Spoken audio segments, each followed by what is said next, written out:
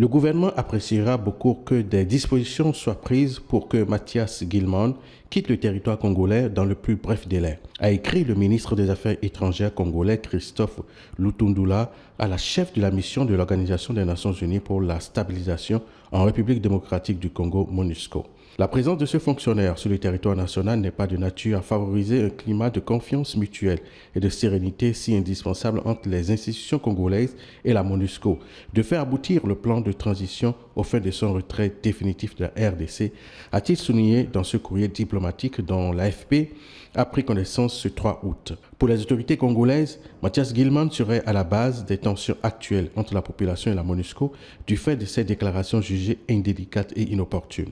En effet, dans une interview accordée à RFI le 13 juillet dernier à Kinshasa, le porte-parole de la MONUSCO avait affirmé que le déploiement d'une grande partie des ressources de la mission onusienne et de l'armée congolaise dans la lutte contre le M23 avait des conséquences négatives sur les autres régions du pays. Il avait aussi fait remarquer